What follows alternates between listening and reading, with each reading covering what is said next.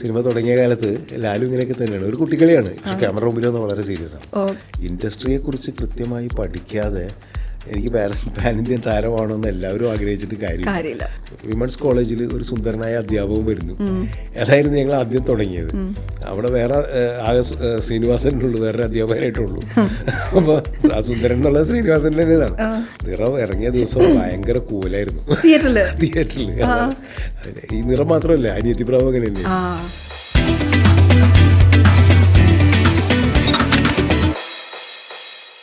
Kamal sir, നമസ്കാരം. നമസ്കാരം. സാറിൻ്റെ പുതിയ സിനിമ വരാൻ പോവാ, വിവേകാനന്ദൻ വൈറലാണ് അല്ലേ? എന്താ പറയാൻ പറ്റുന്നതിനെ കുറിച്ച്? സോഷ്യൽ മീഡിയ ഒഴിവാക്കിയിട്ട് ഇപ്പോൾ ഒരു ജീവിതം നമുക്കില്ല. അതെ, എല്ലാ മനുഷ്യരുടെയും ഒരു ജീവിതത്തിൻ്റെ ഭാഗമായി മാറിയിട്ടുണ്ട്. ഒരു പാരലൽ വേൾഡാണല്ലോ ഈ സോഷ്യൽ മീഡിയ എന്ന് പറയുന്നത്. പ്രത്യേകിച്ചും പുതിയ തലമുറ അതില്ലാതെ ശ്വാസം പോലെ തന്നെയാണ് അവർക്ക് സോഷ്യൽ മീഡിയ എന്ന് ഞാൻ വിശ്വസിക്കുന്നത്. അങ്ങനെയായി കഴിഞ്ഞു. അപ്പോൾ അതിലൂടെ തന്നെയാണ് ഇതിൻ്റെ കഥ പറയുന്നത്. സോഷ്യൽ മീഡിയയും കൂടി ഇൻവോൾവ് ആയിട്ടുള്ള ഒരു സിനിമയൊക്കെ തന്നെയാണ്. പക്ഷെ അത് മാത്രമല്ല, റിയൽ ലൈഫിൽ ഉണ്ടാകുന്ന പല കഥാപാത്രങ്ങളും കടന്നു പോകുന്ന കുറേ ജീവിത മുഹൂർത്തങ്ങളിലും അതിൻ്റെ സംഘർഷങ്ങളിലൂടെയൊക്കെ തന്നെയാണ് കഥ പറയുന്നത്. പക്ഷേ അതിൻ്റെ പ്രധാന കഥാപാത്രം വിവേകാനന്ദൻ എന്ന് പറയുന്ന ഒരു മനുഷ്യനാണ്. ഒരു ശരാശരി പുരുഷൻ. ആ പുരുഷൻ്റെ എല്ലാ ദൗർബല്യങ്ങളും അതേസമയം ചില പ്രത്യേകതകളൊക്കെ ഉള്ള, എന്നാൽ ഇതുപോലത്തെ ചില മനുഷ്യരെ നമുക്ക് സമൂഹത്തിൽ കണ്ടു മുട്ടാനും പറ്റും.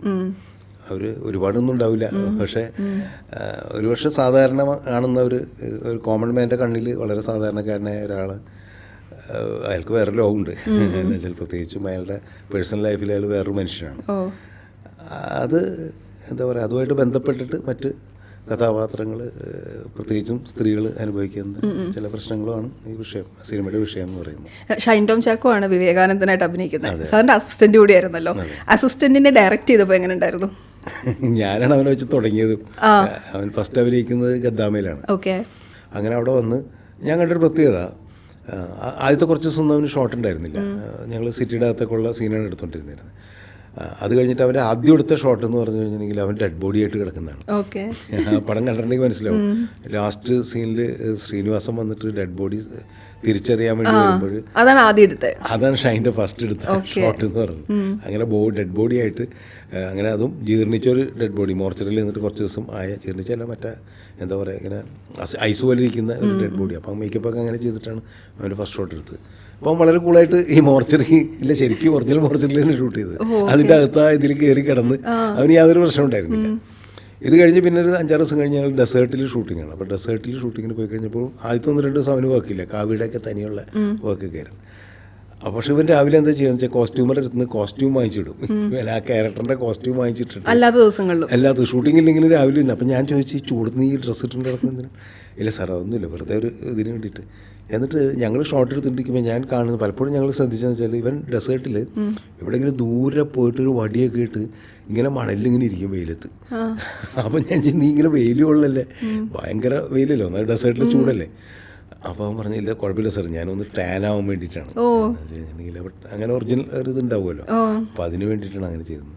അപ്പോൾ ഞാൻ അവനെ നോട്ട് ചെയ്തു. പിന്നെ ആദ്യത്തെ സിനിമയിലെ കമ്മിറ്റ്മെൻ്റ് ആണ്, അതാണ് ഷൈൻ. ആ കമ്മിറ്റ്മെൻറ്റ് ഇപ്പോഴും അവനുണ്ടെന്നാണ് ഞാൻ മനസ്സിലാക്കുന്നത്. അവൻ പുറത്ത് അവൻ എന്ത് തമാശയും കാര്യങ്ങളൊക്കെ കളിക്കുന്നുണ്ടെങ്കിലും അവൻ എന്താ പറയുക, ഒട്ടും സീരിയസ് അല്ലാന്ന് നമ്മൾ പ്രത്യേകിച്ചും ഈ സോഷ്യൽ മീഡിയയിലേക്ക് കാണുമ്പോൾ തോന്നും. പക്ഷെ അവൻ വർക്കിന് വരുമ്പോൾ ഭയങ്കര സീരിയസ് ആണ്. അവൻ്റെ ക്യാരക്ടർ അതല്ലെങ്കിൽ സിനിമയോടുള്ള കമ്മിറ്റ്മെൻറ്റിനൊന്നും യാതൊരു കുറവും പറ്റിയിട്ടില്ല. അതിപ്പോൾ വിവേകാനന്ദൻ വൈറലാണ്.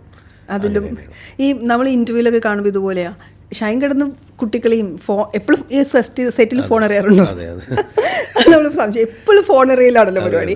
അങ്ങനത്തെ ഒരു സ്വഭാവമാണ് അത്. സെറ്റിൽ അങ്ങനെയല്ല അല്ലേ? അല്ലെങ്കിൽ സെറ്റിൽ അങ്ങനെയുള്ള സംഭവമൊക്കെ ഉണ്ട്, ഫോണൊക്കെ വലിച്ചെറിയുക, അങ്ങനെയൊക്കെയുള്ള സംഭവങ്ങളൊക്കെ ഉണ്ട്.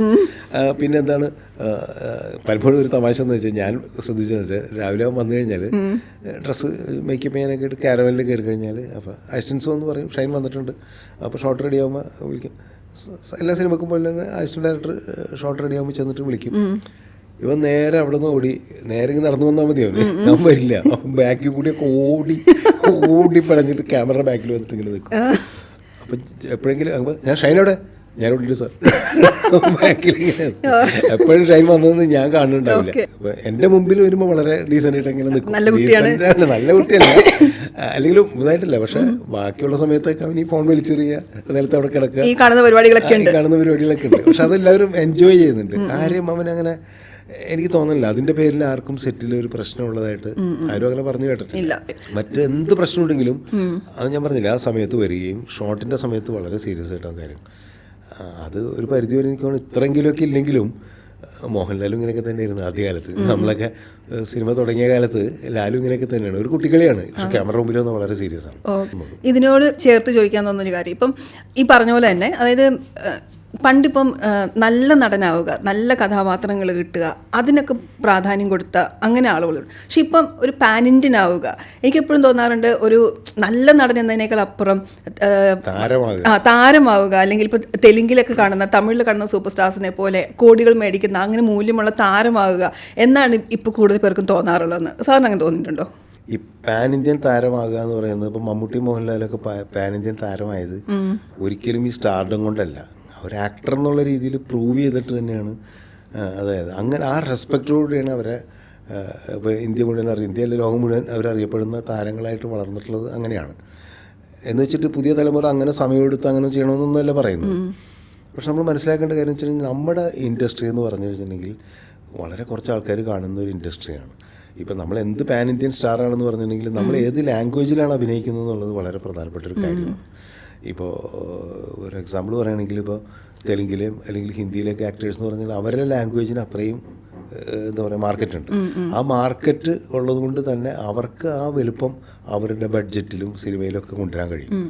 ഇവിടെ ഇപ്പോൾ ദുൽഖർ തമിഴിലും തെലുങ്കിലും ഒക്കെ അഭിനയിക്കുമ്പോൾ ഓക്കെ, വലിയ ബഡ്ജറ്റിൽ അഭിനയിക്കാം, ഒരു കുഴപ്പമില്ല. പക്ഷെ മലയാളത്തിലൊരു സിനിമ ചെയ്യുമ്പോൾ നമുക്കൊരു ലിമിറ്റഡ് ബഡ്ജറ്റിന് മേലെ പോയി കഴിഞ്ഞിട്ടുണ്ടെങ്കിൽ അതിവിടെ അഫോർഡ് ചെയ്യാൻ പറ്റില്ല എന്നാണ് എനിക്ക് തോന്നുന്നത്. അപ്പോൾ നമ്മൾ ഇൻഡസ്ട്രിയെക്കുറിച്ച് കൃത്യമായി പഠിക്കാതെ എനിക്ക് പാൻ ഇന്ത്യൻ താരമാണെന്ന് എല്ലാവരും ആഗ്രഹിച്ചിട്ട് കാര്യമില്ല.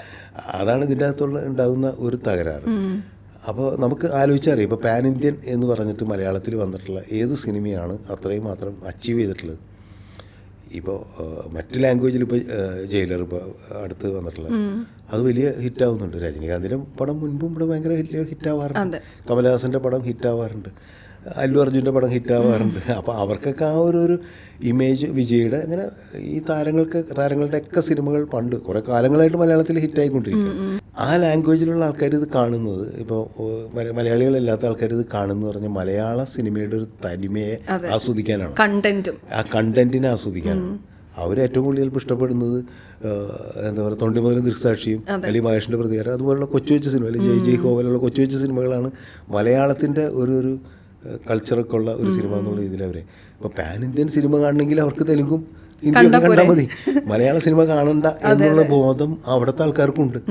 അത് നമ്മുടെ ഓഡിയൻസ്, പ്രത്യേകിച്ച് നമ്മുടെ താരങ്ങൾ തിരിച്ചറിയണം. പിന്നെ മറ്റൊരു കാര്യം കൂടി ഉണ്ടെന്ന് വെച്ച് കഴിഞ്ഞാൽ നമ്മളിതിന് കൂട്ടി വായിക്കേണ്ടതെന്ന് വെച്ചാൽ ഈ പാൻ ഇന്ത്യൻ സിനിമകൾ ഇപ്പോൾ കൂടുതൽ വരുന്നതെല്ലാം വയലൻസിന് ഭയങ്കര ഇമ്പോർട്ടൻസ് സിനിമയാണ്.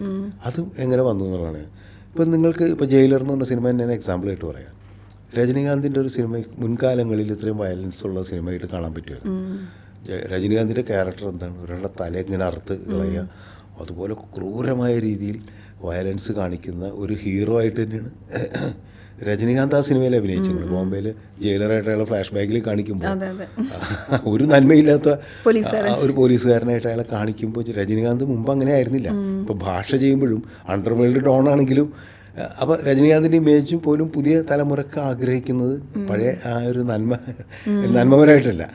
അത് കുഴപ്പമൊന്നുമില്ല, കാരണം കാലം മാറുന്നതിനനുസരിച്ച് ക്യാരക്ടറിൻ്റെ ഇതൊക്കെ മാറേണ്ടത് ആവശ്യമാണ്, ആക്ടർക്കും അത് മാറേണ്ട ആവശ്യം. പക്ഷേ ഈ വയലൻസിനോടുള്ളൊരു പ്രിയമാണ് പാൻ ഇന്ത്യൻ സിനിമ എന്ന് തെറ്റിദ്ധരിക്കുന്നുണ്ട് നമ്മുടെ മലയാളികൾ. അതാണ് ഞാനീ പറഞ്ഞു വന്നത്. അപ്പോൾ പാൻ ഇന്ത്യൻ സിനിമകളൊന്നിന് ഭയങ്കര വയലൻസ് കാണിക്കണം. ഇപ്പോൾ നമ്മൾ മലയാളത്തിൽ ഇപ്പോൾ അടുത്ത കാലത്ത് വന്ന് ഈ പാൻ ഇന്ത്യൻ എന്നൊക്കെ പറഞ്ഞ് വന്നിട്ടുള്ള സിനിമകളും അങ്ങനെയൊക്കെ തന്നെയാണല്ലോ ആഘോഷിക്കപ്പെടുന്നത്. ഓക്കെ, ഇന്നിപ്പോൾ ഉള്ളടക്കം ഇറങ്ങിയിട്ട് 32 വർഷമായ അല്ലേ, ഉള്ളടക്കത്തിൻ്റെ വാർഷികമാണ്. ഈ ഉള്ളടക്കം റിലീസായ ദിവസം ഓർമ്മയുണ്ടോ? ഉണ്ട്, പിന്നെ തീർച്ചയായിട്ടും. അന്ന് എങ്ങനെയാണ് ആൾക്കാരെങ്ങനെ അക്സെപ്റ്റ് ചെയ്തേ? വളരെ നല്ല ഒപ്പീനിയനായിരുന്നു. സത്യത്തിൽ സെപ്റ്റംബർ 20 ഉള്ളടക്കം റിലീസ് ചെയ്തത്. 91 സെപ്റ്റംബർ 20. അന്ന് കിലുക്കം എന്ന് പറയുന്ന വലിയ സൂപ്പർ ഹിറ്റ് പടം അതിന് തൊട്ട് മുമ്പ് ഓണത്തിന് വന്നതാണ്. എന്നുവെച്ചാൽ 2-3 മുമ്പ് ആണ് കിലുക്കം റിലീസ് ചെയ്തത്. അപ്പോൾ കിലുക്കം തിയേറ്ററുകളിൽ എല്ലാ തിയേറ്ററുകളിലും നിറഞ്ഞു ഓടിക്കൊണ്ടിരിക്കുന്ന സമയത്താണ്. കിലുക്കം മാത്രമല്ല, ആ സമയത്ത് വേറെ 2-3 പടങ്ങളൊക്കെ നന്നായിട്ട് തിയേറ്ററിൽ ഓടിക്കൊണ്ടിരിക്കുന്ന സമയത്താണ് ഉള്ളടക്കം വരുന്നത്. അപ്പോൾ കിലുക്കത്തിന് ശേഷം മോഹൻലാലിൻ്റെ വന്ന ഒരു സിനിമയാണ്. അപ്പോൾ അതിൻ്റെ ഒരു ഓളമുണ്ടല്ലോ. അപ്പോൾ എന്നാലും പക്ഷേ തീർച്ചയായിട്ടും കിലുക്കം പോലൊരു സിനിമയല്ല എന്നുള്ളത് അതാണ് ജനങ്ങൾ അന്ന് ഇതേപോലെ സോഷ്യൽ മീഡിയ ഇല്ല, ട്രെയിലർ ഒന്നും അങ്ങനെ നമ്മൾ ഓൺലൈനിലൊന്നും ട്രെയിലറൊന്നും പോയിട്ടല്ല. പക്ഷേ പത്രങ്ങളിലൂടെ ന്യൂസ് കണ്ടിട്ടും അതിൻ്റെ ആൾക്കാർ വിശ്വസിക്കുന്നത് അങ്ങനത്തെ സിനിമയല്ല, കുറച്ച് സീരിയസ് സിനിമയാണ് എന്നുള്ള ഒരു മൈൻഡ് സെറ്റിലാണ് ആദ്യത്തെ ദിവസം തന്നെ സിനിമ കാണാൻ വേണ്ടി. നല്ല തിരക്കും ഉണ്ടായിരുന്നു. എല്ലാ മോഹൻലാൽ സിനിമകളെ പോലെ തന്നെ ഫസ്റ്റ് ഡേ എല്ലാ തിയേറ്ററുകളും ഫുള്ളായിരുന്നു. പക്ഷേ വളരെ സീരിയസ് സിനിമ എന്നുള്ള രീതിയിൽ ആൾക്കാർ കാണുകയും ആ സിനിമ ആസ്വദിക്കുകയും ചെയ്ത് വളരെ നല്ല ഒപ്പീനിയൻ വരികയും ചെയ്യും. ആ കളക്ഷൻ അങ്ങനെ സ്റ്റഡി ആയിട്ട് ഏകദേശം 1 മാസത്തോളം നല്ല കളക്ഷനിൽ പോവുകയും പിന്നീട് ഈ സ്റ്റേഷനിലൊക്കെ നന്നായിട്ട് ഓടിയൊരു വലിയ വിജയമായ ഒരു സിനിമയാണ്. എനിക്ക് ഭയങ്കര ഇഷ്ടമുള്ള സിനിമയാണ്. പ്രത്യേകിച്ച് പാട്ടില്ലേ, പാതിരാമഴ ഏതോ, അത് കേൾക്കാത്ത ദിവസങ്ങളുണ്ടാവില്ല. പിന്നെ മോഹൻലാൽ എന്ത് രസമായിരുന്നു ആ സിനിമയിൽ. അന്നത്തെ ഒരു മോഹൻലാൽ വളരെ സട്ടിലായിട്ടുള്ളൊരു ആക്ടർ. അമല, ശോഭന, 2 പേര്, ശോഭനയും ഒക്കെ വളരെ നല്ല പേര് കിട്ടി. പിന്നെ അത് മാത്രമല്ല, എനിക്ക് ബെസ്റ്റ് ഡയറക്ടർക്കുള്ള അവാർഡ് കിട്ടി സിനിമയ്ക്ക്. അപ്പോൾ എൻ്റെ കരിയറിൽ തന്നെ ഏറ്റവും പ്രധാനപ്പെട്ട ഒരു സിനിമയായിട്ട് മാറി. ഈ ബാലേന്ദ്രൻ സാർ ആയിരുന്നല്ലോ എഴുതിക്കൊണ്ടിരുന്നത്, അത് എഴുതിയത് പി ബാലേന്ദ്രനാണ് തിരക്കഥ. ചെറിയാൻ കൽപ്പനയായിരുന്നു കഥ. സുരേഷ് ബാലാജിയാണ് അത് പ്രൊഡ്യൂസ് ചെയ്തത്. അപ്പോൾ ഈ തിരക്കഥ എഴുതിയപ്പം ചെറിയാൻ സാറും ബാലേന്ദ്രൻ സാറും ഒരുമിച്ചിരുന്നിട്ടാണ്? ഞങ്ങൾ 3 പേരും കൂടി ഇരുന്നിട്ടാണ് അതിൻ്റെ തിരക്കഥയൊക്കെ ഉണ്ടാക്കി. ഓക്കെ. അതുപോലെ എനിക്ക് സാറിൻ്റെ ഇഷ്ടമുള്ളൊരു സിനിമയാണ് മഴയത്ത് മുമ്പേ. അത് ഇപ്പോഴും ഞാൻ യൂട്യൂബിൽ ഇടയ്ക്കിടയ്ക്ക് ഇട്ട് കാണുന്ന സിനിമ. അതിലൊരു ആനിയുടെ ക്യാരക്ടർ ഉണ്ടല്ലോ, അത് ഭയങ്കരമായിട്ട് റിലേറ്റ് ചെയ്യാൻ പറ്റുന്ന ക്യാരക്ടർ. അതും ഭയങ്കര ഹിറ്റായിട്ട് ഓടിയൊരു സിനിമയല്ലേ. ഞാൻ ആദ്യമായിട്ട് തിയേറ്ററിൽ പോയി കാണുന്ന സാറിൻ്റെ സിനിമ ആ സിനിമയാണ്. ആ ഓർമ്മ എനിക്ക് ഇപ്പോഴും ഉണ്ട്. ഭയങ്കര രസമായിട്ട് വന്ന സിനിമയായിരുന്നു. അതിൻ്റെ ശ്രീനിവാസൻ്റെ കൂടെ ആയിരുന്നല്ലോ എഴുതി. അപ്പം ആ ശ്രീനിവാസൻ സാറായിട്ട് അത് ചെയ്തു, അഴകിരാവണം ചെയ്തു, പിന്നെ അയാൾക്ക് അത് എഴുതുകയാണ് ചെയ്തു. നിങ്ങളുടെ ഒരു അസോസിയേഷൻ എങ്ങനെയാണ്? അയാൾക്കത് എഴുതുന്നതിന് അഴകിരാവണക്ക് മുമ്പാണ് മഴയത്ത് മുമ്പ്. ഞങ്ങൾ ആദ്യം ചെയ്ത പടം പാവമ്പാവൻ രാജകുമാരനാണ്. അതിനുശേഷം ചമ്പക്കുളം തച്ചൻ, അതും വലിയ ഹിറ്റായ പടം. പിന്നെയാണ് മഴയത്തുമ്പ് ചെയ്തത്. ചമ്പക്കുളം തച്ചൻ്റെ സെയിം പ്രൊഡ്യൂസർ തന്നെ, മുരളി ഫിലിംസ് മാധവൻ നായർ തന്നെയാണ് മഴയത്തുമ്പയും ചെയ്തത്, പ്രൊഡ്യൂസ് ചെയ്തത്. അതിൻ്റെ തമാശ എന്ന് വെച്ചാൽ ഞാനും മമ്മൂട്ടി കൂടി ആദ്യമായിട്ട് ചെയ്യുന്ന പടമാണ് മഴയത്ത് മുമ്പ്. ഞാൻ ഡയറക്ടറായിട്ട് ഏകദേശം 5-8 കൊല്ലം കഴിഞ്ഞിട്ടാണ് മമ്മൂട്ടിയായിട്ട് ഒരു സിനിമ ചെയ്യുന്നതല്ലേ. ഞാൻ അസിസ്റ്റന്റ് ഡയറക്ടറായിട്ട് ഏറ്റവും കൂടുതൽ വർക്ക് ചെയ്തിട്ടുള്ളത് മമ്മൂട്ടിയുടെ കൂടെയാണ്, അസോസിയേറ്റ് ഡയറക്ടറായിട്ട്. കുറേ സിനിമകൾ വർക്ക് ചെയ്തിട്ടുണ്ട്. ഇപ്പോൾ കാതോട് കാതോരൊക്കെ ഞാൻ വർക്ക് ചെയ്തിട്ടുള്ളൂ. അങ്ങനെ കുറേ പടങ്ങൾ. പക്ഷേ ഞാൻ ഡയറക്ടർ ആവാനായിട്ട് ആദ്യം മമ്മൂക്കാനെ വെച്ചിട്ടാണ് ആദ്യത്തെ ഒരു സ്ക്രിപ്റ്റൊക്കെ പ്ലാൻ ചെയ്തത്. പക്ഷേ ചില കാരണങ്ങളാൽ അത് നടന്നില്ല. പിന്നെ മോഹൻലാലാണ് ആദ്യത്തെ സിനിമയിൽ അഭിനയിച്ചത്, മിഴുന്നീർപ്പൂക്കൾ. പിന്നെ ഉണ്ണികളൊരു കഥ പറയാൻ, വിഷ്ണു, അങ്ങനെ കുറേ സിനിമകൾ വന്നു. ഓർക്കാപ്പുറത്ത് മോഹൻലാലിനെ വെച്ച് കുറേ സിനിമകൾ വന്നു. പിന്നെ ജയറാമിനെ വെച്ച് വന്നു, അങ്ങനെ ശ്രീനിവാസൻ, അങ്ങനെയൊക്കെ വന്നു. അപ്പോൾ മമ്മൂക്കാനെ വെച്ച് പറയാം. അപ്പോൾ എപ്പോൾ മമ്മൂക്ക കാണുമ്പോൾ ഞാൻ മമ്മൂക്കോട് പറയും, മമ്മൂക്കാടെ സിനിമ താൻ എൻ്റെ അടുത്ത് വരുമല്ലോ, താൻ മോഹൻലാലിൻ്റെ അടുത്ത് വരുമ്പോൾ തമാശയൊക്കെ പറയും. അങ്ങനെയാണ് പെട്ടെന്ന് ഇങ്ങനെ ഒരു പ്രോജക്റ്റ് വന്നു കഴിഞ്ഞപ്പോൾ മമ്മൂക്ക അഭിനയിക്കുന്ന ഒരു സിനിമ എന്നുള്ള രീതിയിലാണ് ഞങ്ങൾ ആദ്യം പ്ലാൻ ചെയ്തത്. അപ്പോൾ ശ്രീനിവാസൻ പറഞ്ഞ് നമുക്ക് തമാശ വേണം, പക്ഷേ സീരിയസ് ആയിട്ടുള്ളൊരു വിഷയം വേണമെന്ന് നമ്മളെല്ലാം ആഗ്രഹിക്കുന്നു. മമ്മൂക്കയുടെ ടിപ്പിക്കൽ ക്യാരക്ടർ തന്നെ എന്നുള്ള രീതിയിലാണ് നമ്മൾ മഴയത്തുമ്പേ മനസ്സിൽ എഴുതുമ്പോൾ തന്നെ മമ്മൂക്ക തന്നെയായിരുന്നു. അത് ഇങ്ങനെ ആലോചിച്ചിട്ട് തന്നെയാണ് അങ്ങനെ ഒരു ക്യാരക്ടറിലേക്ക്. അപ്പോൾ ഒറ്റ സ്പാർക്കായിരുന്നു ഉണ്ടായിരുന്നുള്ളൂ. അതിൽ നിന്നാണ് പിന്നെ കഥ തുടങ്ങുന്നത്. ഒരു വിമൻസ് കോളേജിൽ ഒരു സുന്ദരനായ അധ്യാപകൻ വരുന്നു. അതായിരുന്നു ഞങ്ങൾ ആദ്യം തുടങ്ങിയത്. അവിടെ വേറെ ആകെ ശ്രീനിവാസനുള്ളൂ, വേറെ അധ്യാപകനായിട്ടുള്ളൂ. അപ്പോൾ ആ സുന്ദരൻ എന്നുള്ളത് ശ്രീനിവാസൻ്റെ ഇതാണ്. അന്ന് അങ്ങനെയുള്ള കോൺസെപ്റ്റ്. ഒരു പുരുഷ സൗന്ദര്യം എന്ന് പറയുന്നത് മമ്മൂക്കയാണല്ലോ അതിൻ്റെ ഒരു സ്പെസിമെൻ. അപ്പോൾ അങ്ങനത്തെ ഒരു അധ്യാപകം വരുന്നു. അത് കുട്ടികളിൽ ഉണ്ടാക്കുന്ന വലിയൊരു ചലനവും അതിൻ്റെ തമാശകളിലൂടെയാണ് ആ സിനിമ, അതിൻ്റെ ഒരു കഥ നമ്മൾ ആദ്യം ആലോചിക്കുന്നത്. അത് അന്നൊരു പുതിയ ഒരു സംഭവമായിട്ട് ഉണ്ടായിരുന്നു. പിന്നെ അതിൻ്റെ ഓഫ് കോഴ്സ് അതിൻ്റെ സെക്കൻഡ് ഹാഫിൽ വരുന്ന വളരെ സീരിയസ് ആയിട്ടുള്ള മനുഷ്യൻ്റെ ജീവിതം ഒക്കെ തന്നെയാണ് നമ്മൾ അതിലൂടെ പറയാൻ ശ്രമിച്ചത്. അത് ആൾക്കാർക്ക് വളരെയധികം ഇഷ്ടപ്പെട്ടു. പടം നന്നായിട്ട് ഓടി. അത് വലിയ ഹിറ്റായിരുന്നു. അതിനുശേഷമാണ് ഇമ്മീഡിയറ്റ് ആണ് നമ്മൾ അഴകിരാവണം ചെയ്യുന്നത്. അടുത്ത പടം അതായിരുന്നു. അതേ പ്രൊഡ്യൂസർ, അതേ എഴുത്തുകാരൻ, ഡയറക്ടർ മമ്മൂക്ക. അപ്പം ഞങ്ങൾ വീണ്ടും ഇരിക്കുന്ന സമയത്ത് ഈ പറഞ്ഞ ഒരു കഥ, അഴകിരാവണൻ്റെ കഥ ആലോചിക്കുമ്പോൾ ഇത് മോഹൻലാൽ എന്നുള്ള രീതിയിലായിരിക്കും ഞങ്ങളൊക്കെ എല്ലാവരും വിചാരിക്കും. അപ്പോൾ പ്രൊഡ്യൂസർ അത് പറഞ്ഞു, ഇത് മോഹൻലാലല്ലേ ചെയ്താൽ ശരിയാവുള്ളൂ. അപ്പോൾ മോഹൻലാൽ ചെയ്യുകയാണെങ്കിൽ അതിന് വലിയൊരു കാര്യം ഇതുണ്ടാവില്ല. ലാലിനത് ഈസിയായിട്ട് ചെയ്യാൻ പറ്റും, മമ്മൂക്കൊക്കെ ചെയ്യാൻ പറ്റും. പക്ഷെ മമ്മൂക്ക ചെയ്യുമ്പോഴാണ് ആൾക്കാർക്ക് അതിനൊരു ഫണ്ട് കിട്ടുക.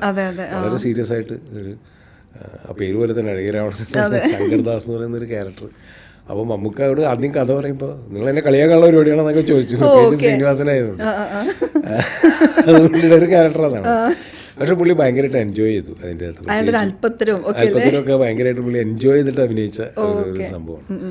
പിന്നീട് പുള്ളി പ്രാഞ്ചിയേട്ടനിലൊക്കെ അത് ചെയ്തല്ലോ. പക്ഷെ ഇതിലാണ് ആദ്യം അങ്ങനത്തെ ഒരു ക്യാരക്ടർ വരുന്നത് എന്നുള്ളത്. അതിൽ പക്ഷേ ആ ക്ലൈമാക്സ് സീൻ ഉണ്ടല്ലോ, ഇന്ന് നമ്മൾ കാണുമ്പോൾ നമുക്ക് അംഗീകരിക്കാൻ പറ്റില്ല. അപ്പോൾ ഇപ്പം ആലോചിക്കുമ്പോൾ ഇന്ന് ചെയ്താൽ അങ്ങനെ ആവില്ലായിരുന്നു എന്ന് തോന്നാറുണ്ടോ? ഇന്ന് ചെയ്യണമെങ്കിൽ അയാൾ ഉപേക്ഷിക്കാൻ നിൽക്കില്ലായിരുന്നു ആദ്യം. അതാണ് അതിൻ്റെ പ്രത്യേകത. കാരണം അയാൾക്ക് അത്രയും പ്രണയം ഉണ്ടായിരുന്നല്ലോ അവളോട്. അവളെ സംബന്ധിച്ചോളം ഇയാളോടുള്ളൊരു ദേഷ്യം, എന്താ പറയുക, ഇയാളോടുള്ളൊരു പക ഒക്കെ തന്നെയാണ് സ്നേഹിച്ച പുരുഷൻ അതിൻ്റെ കൂടെ അവർ ഇതാവുന്നത്. പക്ഷെ സ്നേഹിച്ച പുരുഷൻ വഞ്ചിച്ചു, അയാൾക്ക് പണമായിരുന്നു പ്രധാനം എന്ന് പറയുമ്പോഴാണ് അവൾ തകർന്നു പോകുന്നത്. അതുകൊണ്ടാണ് ഇയാളെ കല്യാണം കഴിക്കാൻ അവൾ തയ്യാറാകുന്നത്. പക്ഷെ അപ്പോഴും ഇവളറിഞ്ഞിട്ടില്ല ഇവൾ ഇത്രയധികം സ്നേഹിച്ചിരുന്നു എന്നുള്ളത്. അത് അന്നത്തെ ഒരു സിനിമയുടെ ഒരു രീതിയായിരുന്നല്ലോ. കാരണം എന്താ വെച്ച് കഴിഞ്ഞാൽ പൊതുവേ നമ്മുടെ സമൂഹത്തിലുണ്ടായിരുന്നല്ലോ. കാരണം സ്പോയിൽഡ് എന്ന് തെറ്റിദ്ധരിക്കുന്നു, അങ്ങനെയാണല്ലോ പറയാൻ അല്ലേ. ആ സ്പോയിൽഡ് ആയിട്ടുള്ള സ്ത്രീയെ ഒരു പുരുഷൻ, പ്രത്യേകിച്ച് നായകനെ അക്സെപ്റ്റ് ചെയ്യുക എന്ന് പറയുന്നത് ആ സിനിമ ഇറങ്ങിയ സമയത്ത് ഉണ്ടായിരുന്ന ഒരു ചെറിയ വിമർശനം അത് തന്നെയായിരുന്നു. അതായിരുന്നു വിമർശനം എന്ന് വെച്ചാൽ ആ രീതിയിലല്ല, ഇപ്പോഴത്തെ രീതിയിലല്ല. കാരണം എന്ന് വെച്ച് കഴിഞ്ഞിട്ടുണ്ടെങ്കിൽ അവളെ സ്വീകരിച്ചതിന്റെ പേരിൽ ആണോ? അതാണ് ഞാൻ പറയുന്നത്. ആ സ്വീകരിച്ചോ, ഇല്ലാത്ത ഒരു സ്ത്രീയെ ഇയാൾ ഭാര്യയാക്കുന്നു എന്നുള്ള രീതിയിൽ ഈ കഥാപാത്രം അവളെ വിട്ടിട്ട് പോവുകയാണ്. പിന്നെ അയാളുടെ തന്നെ ഒരു തിരിച്ചറിവ് ആണ് അയാൾ തിരിച്ചു വന്നത്. ആ തിരിച്ചുവരവ് അന്ന് ആൾക്കാരെ ആക്സെപ്റ്റ് ചെയ്തതിന് കാരണം എന്താണെന്ന് വെച്ച് കഴിഞ്ഞിട്ടുണ്ടെങ്കിൽ തിരിച്ചു വന്നു, ഇവളെ സ്വീകരിച്ചു എന്നുള്ളതുകൊണ്ട് അവളെ ഉപേക്ഷിച്ചില്ല എന്നുള്ള നായകന്റെ നന്മയായിട്ടാണ് അതിനെ കണ്ടത്. മനസ്സിലായില്ലേ? പക്ഷെ വെർജിൻ അല്ലാത്തൊരു പെണ്ണ് വേണ്ടായിരുന്നു എന്നുള്ളൊരു തോന്നല് പലരും എന്നോട് പറഞ്ഞു. കമൽ എന്തിനാ അങ്ങനെ ചിന്തിച്ചു, അങ്ങനെ എന്നൊക്കെ പറഞ്ഞിട്ട് വന്നു. ഞാൻ പറഞ്ഞു എനിക്ക് അങ്ങനെ കാണാൻ പറ്റുള്ളൂ സിനിമ, അല്ലെങ്കിൽ പിന്നെ ആ സിനിമയില്ലല്ലോ. ഇന്നാണെങ്കിൽ ആ ഉപേക്ഷിക്കുന്നതായിരിക്കും ഏറ്റവും വലിയ, അതല്ലേ ഇപ്പൊ പറയുന്നത് വിമർശനം എന്നുള്ള രീതിയിൽ ഇന്ന് പറയുന്നത് അതാണ്. കാരണം അതിന്റെ ആവശ്യമില്ലല്ലോ. കാരണം വെർജിനിറ്റിക്ക് അത്ര ഇമ്പോർട്ടൻസ് കൊടുക്കേണ്ടതുണ്ടോ എന്ന് ചോദിക്കുന്ന ഒരു സമൂഹം. പക്ഷെ അഴകരാവണൻ 96 വന്ന പടം. അന്നത്തെ സോഷ്യൽ സെറ്റപ്പ് എന്ന് പറയുന്നത് വളരെ ഡിഫറൻ്റ് ആണ്. അതാണ് പറഞ്ഞത്. അപ്പം നമ്മൾ സിനിമയെ കാണേണ്ടത് അങ്ങനെയാണ്, ഒരു കാലത്ത് നിന്നുകൊണ്ടാണ് ആ സിനിമയെ കാണേണ്ടത്. പല സിനിമകളും ഇന്ന് വിഷയമേ അല്ലാണ്ടാവുന്നത് അതുകൊണ്ടാണ്. ചില കാര്യങ്ങൾ എന്ന് പറഞ്ഞു കഴിഞ്ഞിട്ടുണ്ടെങ്കിൽ ആ കാലത്ത് നിന്നുകൊണ്ട് മാത്രമേ അതിനെ നമുക്ക് കാണാൻ കഴിയും. ഒരുപാട് ആഘോഷിച്ചിട്ടുള്ള സിനിമകളുണ്ട്. ഇപ്പോൾ വാത്സല്യം, അമരം, മമ്മൂട്ടിയുടെ തന്നെ ഈ കഥാപാത്രങ്ങൾ വെച്ച് ഞാൻ പറയുകയാണ്. എന്താ പറയുക, ഇപ്പോൾ വാത്സല്യത്തിൽ രാഘവൻ നായരെ നിങ്ങൾ അക്സെപ്റ്റ് ചെയ്യും? ഇല്ല, ഒട്ടുമില്ല. ഭയങ്കര പാട്രിയാർക്കിക്കായിട്ടുള്ള ഒരു നായകൻ അല്ലേ, അയാൾ എന്താ ചെയ്യണത്? അയാൾ ചെയ്യുന്നത് മുഴുവൻ വില്ലത്തരമല്ലേ ഇപ്പോൾ ആലോചിക്കുകയാണെങ്കിൽ അല്ലേ. അമ്മയോട് അങ്ങനെയാണ് പെരുമാറുന്നത്. അയാൾ വന്നിട്ട് പണിയൊക്കെ കഴിഞ്ഞിട്ട് ഭക്ഷണം കഴിക്കുക. അത് പിന്നെ ഒന്ന് പെങ്ങളൊരു തന്നെ പ്രേമിച്ചു എന്ന് പറഞ്ഞിട്ട് അവളെ തല്ലി അതിൻ്റെ പാട് നോക്കി കരയെ അവസാനം വന്നിരുന്നിട്ട് രാത്രി എന്നൊക്കെ പറയുന്നു. അനിയൻ്റെ ഭാര്യയുടെ സ്വകാര്യതയിലേക്ക് ഇയാൾ ആവശ്യമില്ലാതെ കയറിയിട്ട് ചെല്ലേണ്ട കാര്യമില്ലല്ലോ എന്നൊക്കെ പറയുന്ന ഒരുപാട് കാര്യങ്ങൾ അന്ന് എന്താണ് അത് ഗ്ലോറിഫൈ ചെയ്ത് എന്താണ് നായകൻ്റെ ത്യാഗമായിട്ടാണ്. ഇന്ന് ആ ത്യാഗത്തെ ആരെങ്കിലും അംഗീകരിക്കും? നിങ്ങളുടെ തലമുറ അംഗീകരിക്കില്ല. അപ്പം പക്ഷേ നമ്മൾ ആ വാത്സല്യം എന്ന് പറയുന്നത് മമ്മൂട്ടിയുടെ മികച്ചൊരു കഥാപാത്രമായിട്ടും മികച്ച സിനിമയായിട്ടും കാണുന്നത് എങ്ങനെയാണ്? ആ കാലത്തെ സിനിമ അതാണ് ഞാൻ പറയുന്നത്. അപ്പോൾ ചില സിനിമകൾ ആ കാലത്താണ് അതിൻ്റെ പ്രാധാന്യം. ഹിറ്റ്ലർ, മമ്മൂട്ടി തന്നെ ഹിറ്റ്ലർ എന്ന് പറയുന്ന സിനിമ, 5 പെങ്ങന്മാരെ അടക്കി ഭരിക്കുന്ന ആങ്ങൾ. എന്തിനാണ് ഈ ആങ്ങളമാർ അങ്ങനത്തെ ആങ്ങളെ നിങ്ങൾ ഒരു ആങ്ങളെ നിങ്ങൾ അക്സെപ്റ്റ് ചെയ്യില്ല? അമരത്തിലെ അച്ഛൻ മോളുടെ ഇഷ്ടത്തിന് ആ മോളെന്താ ചെയ്ത് മുക്കുവനായിട്ടുള്ളൊരു സാധാരണ ചെറുപ്പക്കാരനെ സ്നേഹിച്ചു എന്നല്ലേ. എന്ന് വെച്ചാൽ അവൾ പഠിച്ച് ഡോക്ടർ അല്ലാതാവുമായിരുന്നു ഇല്ലേ. ഇയാൾ ഡോക്ടറാക്കണം മോളെ എന്ന് പറയുന്ന ഒരു ഇതിലാണല്ലോ ആ സിനിമ. പക്ഷെ അമരത്തിലെ അച്ചു വലിയ ത്യാഗിയായിട്ടുള്ള കഥാപാത്രം. അന്ന് അതാണ് ആഘോഷിക്കപ്പെട്ടത് ആ സിനിമകൾ. ഇപ്പം ഞങ്ങളൊക്കെ ചെയ്യുമ്പോൾ അങ്ങനെ തന്നെയാണ് നമ്മളന്ന് ചെയ്തുകൊണ്ടിരുന്നത്. കുറ്റമായിട്ട് ഇപ്പം നമുക്ക് പറഞ്ഞിട്ട് കാര്യമില്ല. അന്ന് അങ്ങനെയായിരുന്നു. ഇപ്പോൾ സ്ത്രീത്വത്തെ അവമാനിക്കുന്ന എത്ര സിനിമകളും ഡയലോഗുകൾ. ഇപ്പം നരസിംഹമൊക്കെ നമുക്കറിയാലോ. അത് അന്ന് കണ്ടപ്പോൾ ആർക്കെങ്കിലും സ്ത്രീകൾക്ക് തന്നെ കുഴപ്പം തോന്നിയിട്ടുണ്ടോ? അന്നത്തെ യുവതലമുറയ്ക്ക് അത് കുഴപ്പം തോന്നിയിട്ടുണ്ടോ? ഇല്ല, അവരിന്ന് കൈയടിച്ചു. പക്ഷെ പെട്ടെന്നല്ലേ അതാണ് ഞാൻ നേരത്തെ പറഞ്ഞു, ഈ പൊളിറ്റിക്കൽ കറക്റ്റ്നെസ്സും ഇതൊക്കെ വന്നത് ഈ തലമുറ സോഷ്യൽ മീഡിയ അതിന് വലിയൊരു ഇൻഫ്ലുവൻസ് ഉണ്ടാക്കിയിട്ടുണ്ട്. അപ്പോൾ സിനിമ മാറുന്നത് അങ്ങനെ തന്നെയാണ്, ആ രീതിയിലാണ് മാറുന്നത്. പക്ഷെ ചില സിനിമകൾ ഈ കാലാതിവർത്തി ആകുന്നതിന് കാര്യം എന്ന് വെച്ച് കഴിഞ്ഞിട്ടുണ്ടെങ്കിൽ കാലത്തിന് മുമ്പേ സഞ്ചരിക്കുന്ന വിഷയങ്ങൾ സിനിമയിൽ പറയാൻ ശ്രമിച്ചിട്ടുണ്ട്. അങ്ങനെ ഒരുപാട് സിനിമകൾ വന്നിട്ടുണ്ടല്ലോ, നമുക്കറിയാവുന്നതാണല്ലോ. ഇപ്പോൾ നിർമാല്യം പോലും നമ്മൾ അങ്ങനെ പറയുന്ന ഒരു സിനിമയല്ലേ. അങ്ങനെയാണ് അതിൻ്റെ സിനിമ. അപ്പോൾ അത് മനസ്സിൽ വെച്ച് എഴുതുമ്പോഴും ഈ ഭയങ്കരമായ ശ്രദ്ധ കൊടുക്കുന്നുണ്ടാവും അല്ലേ? ഇപ്പോൾ ഒരു കഥ പറയുമ്പോഴും പ്രത്യേകിച്ച് ഡയലോഗ് എഴുതുമ്പോഴാവട്ടെ ക്യാരക്ടർ. തീർച്ചയായിട്ടും. ഞാൻ പക്ഷേ എൻ്റെ ഒരു സംഭവം എന്ന് പറഞ്ഞാൽ വ്യക്തിപരമായിട്ട് ഞാൻ അങ്ങനെ ചിന്തിക്കുന്നതുകൊണ്ടായിരിക്കും.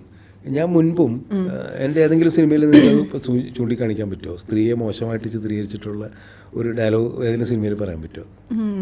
അങ്ങനെ പെട്ടെന്ന് ചോദിച്ചാൽ പറയാൻ പറ്റില്ല.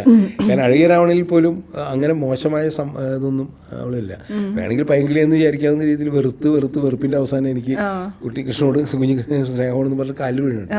മനസ്സിലായില്ല? ആ കാലിൽ വീഴ്ച ഒരു തെറ്റ് കാണാം. ഇന്നത് ചെയ്യാൻ പാടില്ല. ഒരു ഇക്വാലിറ്റി പ്രശ്നം, ഇക്വാലിറ്റിയുടെ പ്രശ്നമുണ്ട്.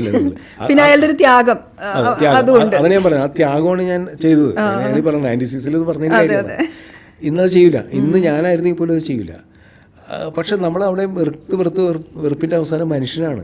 മനുഷ്യരുടെ ഉള്ളിൽ ഒരു ദൗർബല്യമുണ്ട്. സ്നേഹം എന്ന് പറയുന്ന അല്ലെങ്കിൽ പ്രണയം എന്ന് പറയുന്ന ഒരു ദൗർബല്യമുണ്ട്. അതിനെയാണ് ഫോക്കസ് ചെയ്യാൻ ശ്രമിച്ചിട്ടുള്ളത്. ഞാൻ പറഞ്ഞു വന്നതല്ല, ഈ പൊളിറ്റിക്കൽ കറക്റ്റ്നെസ് പറഞ്ഞിട്ട് നമ്മളിപ്പോൾ ഈ പാട്രിയാർക്കിക് അല്ലെങ്കിൽ ഇപ്പോൾ സവർണ ഇത് വെച്ചിട്ടുള്ള കഥാപാത്രങ്ങൾ, സൂപ്പർ ഹീറോ ഒറ്റ സിനിമയിൽ ഞാൻ ചെയ്തിട്ടില്ല. അതാണ് ഒരുപക്ഷെ ആ കാലഘട്ടത്തിൽ ഞാൻ ചെയ്തിട്ടുള്ള സിനിമകളിൽ എനിക്ക് തോന്നിയിട്ടുള്ള ഒരു ഇത്. പാറതമ്പുരാൻ ഒരു സിനിമ ഞാൻ ചെയ്തിട്ടില്ല. തമ്പുരാനെ ഞാൻ മമ്മൂട്ടിയിലും മോഹൻലാലിലും ഞാൻ ഒരിക്കലും എൻ്റെ സിനിമയിലൂടെ കാണിച്ചിട്ടില്ല.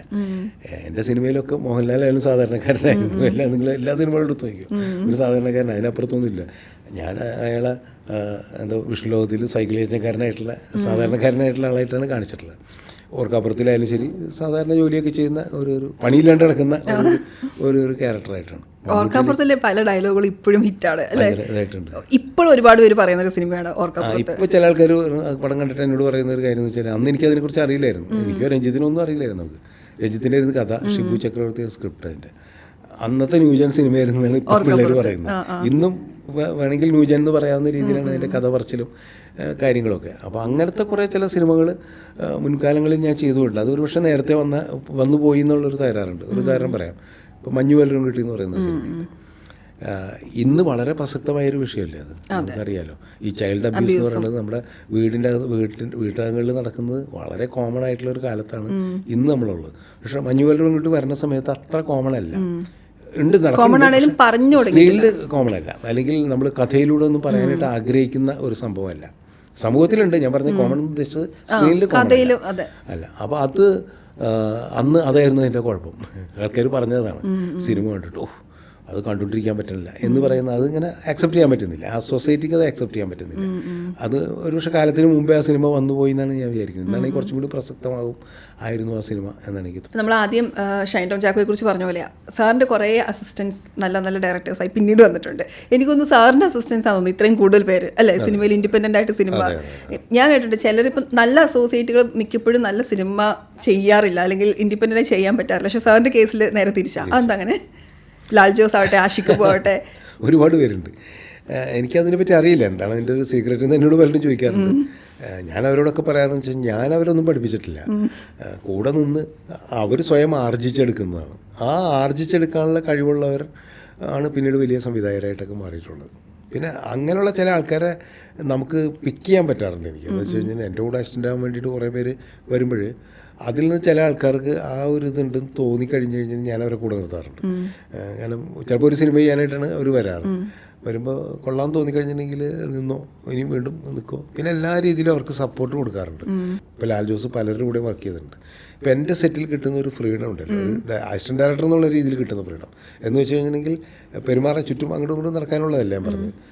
സെറ്റിൻ്റെ അകത്ത് കാര്യങ്ങൾ പഠിക്കാൻ, എന്തൊക്കെ ഒരു ഡയറക്ടർ മനസ്സിലാക്കിയിരിക്കേണ്ടതെന്നുള്ള കാര്യങ്ങൾ പഠിക്കാനുള്ള ഫ്രീഡം ഉണ്ടല്ലോ. പല ഡയറക്ടേഴ്സും പോയി ഷോർട്ട് ഡിവൈഡ് ചെയ്തിട്ട് അത് കാണിച്ചു പോലും കൊടുക്കില്ല അസിസ്റ്റന്റ് ഡയറക്ടേഴ്സ്. മനസ്സിലായി? അങ്ങനെയുണ്ട്.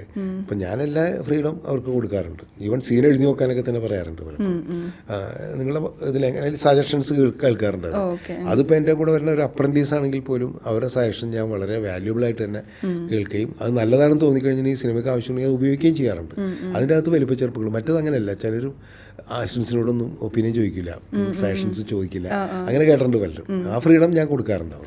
അതുകൊണ്ട് തന്നെ ആ ഒരു ഇൻഹിബിഷൻ അവർക്ക് ആദ്യത്തെ സിനിമയിൽ തന്നെ പോയി കിട്ടാറുണ്ട്. ഇതല്ലാതെ വേറെ മാജിക് ഒന്നുമില്ല. പിന്നെ ഈ പറഞ്ഞാൽ അതൊരു ഭാഗ്യമായിട്ട് ഞാൻ കണക്കാക്കുന്നത്. കാരണം ഒരുപാട് പേര് ഇപ്പോൾ ആദ്യത്തെ സിനിമ മുതൽ എനിക്ക് വന്നവരൊക്കെ വലിയ ഡയറക്ടർമാരാണ്. വിജയ് തമ്പി മുതൽ ആദ്യത്തെ പടത്തിന് റോഷൻ ആൻഡ്രൂസ്, ലാൽ ജോസ്, അക്കു അക്ബർ, സുഗീത്, ആഷിഖ് അബു, അങ്ങനെ ഒരുപാട് പേര് പറയാനുണ്ട്. ഇപ്പോൾ ഈവൻ ജിത്തു ലാസ്റ്റ് രോമാഞ്ചത്തിൻ്റെ ജിത്തു എൻ്റെ കൂടെ വർക്ക് ചെയ്തിട്ടുണ്ട്. അപ്പോൾ അങ്ങനെ ഒരുപാട് പേര് അപ്പോൾ അതൊരു വലിയ ഭാഗ്യമായിട്ട് തന്നെയാണ് ഞാൻ കണക്കാക്കുന്നത്. ഈ അതുപോലെ തന്നെ ഗുരുക്കന്മാരെ കുറിച്ച് പറഞ്ഞു. അപ്പോൾ PN മേനോൻ സാറാവട്ടെ, സേതുമാധവൻ സാറാവട്ടെ, ഇവരുടെയൊക്കെ കൂടെ ഭരതൻ സാറിൻ്റെ കൂടെ ഒക്കെ വർക്ക് ചെയ്യാൻ സാറിന് പറ്റി എന്നുള്ളതുണ്ടല്ലോ. അത് തന്നൊരു എക്സ്പീരിയൻസ്, ആ ഒരു സമ്പത്ത് വേറെ തന്നെയായിരിക്കും അല്ലേ? തീർച്ചയായിട്ടും അത് തന്നെയാണ് എൻ്റെ ഒരു ക്യാപിറ്റൽ എന്ന് പറയുന്നത്. സത്യത്തിൽ ഇവരുടെ കൂടെയൊക്കെ വർക്ക് ചെയ്യാൻ പറ്റിയെന്നുള്ളത് തന്നെയാണ്. കാരണം അവർ സിനിമയെ ഓരോ കാലഘട്ടത്തിലും മുന്നോട്ട് നയിച്ചിട്ടുള്ള ലെജൻസാണ്. വെറുതെ സിനിമ ചെയ്യല്ലല്ലോ അവർ ചെയ്തിട്ടുള്ളത്. PN മേനോനാണെങ്കിലും ശരി, മലയാള സിനിമയിലെ ആ നടപ്പ് മാതൃകകളൊക്കെ പൊളിച്ചടുക്കി പുള്ളിയുടേതായ രീതിയിൽ സിനിമ, അത് നമ്മളോട് അത് തന്നെയാണ് പറയുക. ഞാൻ വർക്ക് ചെയ്യുമ്പോൾ എനിക്ക് ഏറ്റവും കൂടുതൽ എന്താ പറയുക, ഭയങ്കര പ്രശ്നം തോന്നിയിട്ടുണ്ട്. അത് വേറെ വിഷയം. കാരണം വെച്ചാൽ സ്ക്രിപ്റ്റ് പുള്ളി ഫോളോ ചെയ്യാറില്ല. ഇപ്പോൾ കടമ്പ, അതെ കടമ്പ എന്ന് പറയുന്ന പടത്തിലാണ് ഞാൻ വർക്ക് ചെയ്തപ്പോൾ, അപ്പോഴും പറഞ്ഞില്ലേ പോരണ്ട എന്നുള്ള പാട്ടൊക്കെ ഉള്ളത്. അപ്പോൾ അത് എൻ്റെയും കൂടി സ്ക്രിപ്റ്റാണ്, എൻ്റെ കഥയാണ് അത്. ഞാനും മേനോൻ സാറും കൂടിയാണ് സ്ക്രിപ്റ്റ് ചെയ്തത്. അപ്പോൾ ഞാനിങ്ങനെ എഴുതി ഡയലോഗൊക്കെ ഞാൻ എഴുതാണ്. അപ്പോൾ ഞാൻ കൊണ്ട് സ്ക്രിപ്റ്റ് നീ നിന്റെ സ്ക്രിപ്റ്റ് കൊണ്ട് പോയാൽ എന്നിട്ട് പുള്ളിയുടെ രീതിയിൽ പടം എടുക്കും. അപ്പോൾ ആദ്യത്തെ കുറച്ച് ദിവസങ്ങൾ നമുക്ക് വലിയ പാടാണ്. പക്ഷേ സ്ക്രീനിൽ വരുമ്പോൾ എടുത്തു വെച്ച സാധനങ്ങൾ കാണുമ്പോൾ നമ്മൾ ഞെട്ടിപ്പോകും. കാരണം പുള്ളി അങ്ങനെയാണ് സിനിമയെ കൺസീവ് ചെയ്യുന്നത്. അതേസമയം സേതുമാധവൻ സാർ നേരെ തിരിച്ചായിരുന്നു. ചിട്ടയായിട്ട് സ്ക്രിപ്റ്റൊക്കെ കൃത്യമായിട്ട് എന്തെങ്കിലും കറക്ഷൻ ഉണ്ടെങ്കിൽ നേരത്തെ ചെയ്ത്, ഇപ്പോൾ ജോൺ പോളൊക്കെ എഴുതണമെങ്കിൽ ജോൺ പോളൊക്കെ കറക്റ്റ് ചെയ്ത്, ഇപ്പോൾ എന്തെങ്കിലും ഉണ്ടെങ്കിൽ എന്നോട് തന്നെ എന്തെങ്കിലും ഉണ്ടെങ്കിൽ നോക്കാൻ പറയും. അങ്ങനെ നോക്കിയെല്ലാം കറക്റ്റ് ചെയ്ത് ഷോട്ട് മാർക്ക് ചെയ്ത് കൃത്യമായ പേപ്പർ നമ്മുടെ തരും. അതനുസരിച്ചാണ് ഷോട്ട് എടുക്കുകയുള്ളൂ പുള്ളി. അപ്പോൾ ഈ ഷോട്ട് മാർക്ക് ചെയ്ത് തന്നു കഴിഞ്ഞിട്ടുണ്ടെങ്കിൽ നമ്മൾ സാധാരണ ഒരു ശീലം വെച്ചിട്ട് സൈഡിലങ്ങനെ കുത്തിക്കുറിച്ചൊക്കെ നമ്മൾ ഈവൻ കണ്ടിന്യൂറ്റിയൊക്കെ പോലും സ്ക്രിപ്റ്റിൻ്റെ സൈഡിലൊക്കെ എഴുതി വെക്കും. സാറ് ചീത്ത പറയുന്നത്. കാരണം സ്ക്രിപ്റ്റ് അത്രമാത്രം ഒരു പ്യൂറായിട്ടിരിക്കണം എന്ന് വിശ്വസിക്കുന്നത്. ഒരു പരിധിവരെ PN മേനോൻ്റെ സ്കൂളായിരുന്നു ഭരതേട്ടൻ എന്ന് പറയുന്നത്. കുറച്ച് ഈ പറയുന്ന മാതിരി വളരെ ചിട്ടയോടുകൂടി സിനിമ എടുക്കുന്ന ഒരാളായിരുന്നില്ല. അദ്ദേഹത്തിൻ്റെതായ രീതിയിൽ അദ്ദേഹം സിനിമ എടുക്കും. ചിലപ്പോൾ ഒരു സുഹൃത്ത് നെക്സ്റ്റ് ഡേ വന്നിട്ട് പറയാം നമുക്ക് ആ സീൻ എടുത്ത് ശരിയല്ല, നമുക്കൊന്ന് മാറ്റിയെടുക്കാം എന്നൊക്കെ പറഞ്ഞ് വീണ്ടും മാറ്റി ചെയ്യാറുണ്ട്. പ്രത്യേകിച്ച് പാട്ടൊക്കെ തന്നെ അങ്ങനെ കുറേ ചെയ്തിട്ടുണ്ട്. ഇപ്പോൾ ദേവദൂതർ പാടി എന്നുള്ള പാട്ടുണ്ട്, അതിപ്പോൾ കാതോട് പടം. അപ്പോൾ അതിൽ ആദ്യം കുറേ ഷോട്ടൊക്കെ എടുത്ത് എന്നിട്ട് പിന്നെ കുറച്ച് ദിവസം കഴിഞ്ഞിട്ട് പറഞ്ഞ് എടുത്തൊക്കെ ഭയങ്കര ബോറാണ്, അങ്ങനെ എല്ലാം എടുക്കേണ്ട പാട്ട് നമുക്ക് മാറ്റാന്നൊക്കെ പറഞ്ഞിട്ട് വീണ്ടും പുള്ളി നമുക്കോട് പറഞ്ഞ് നീ ഞാൻ സർഗസൗന്ദര്യം പാട്ടില്ല, ആ പാട്ടിൽ തന്നെ കുറേ ഷോട്ടുകൾ പുള്ളി മാറ്റിയെടുത്തു.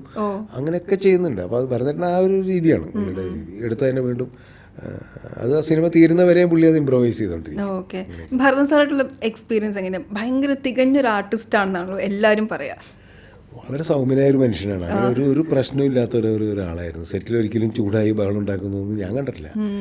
ആരും വർക്ക് ചെയ്ത് മറ്റുള്ളവരൊന്നും അത് പറയാൻ സാധ്യതയില്ല. പുള്ളി വളരെ കൂളാണ്, ഈസി ഗോയിങ് ആണ്. ഇപ്പോഴത്തെ ഈ ന്യൂജൻ ചില സംവിധായകരുടെ മാതിരിയൊക്കെ തന്നെയായിരുന്നു വേണമെങ്കിൽ പറയുന്നത്. വളരെ ഈസി ഗോയിങ് എന്നൊക്കെ പറയില്ല.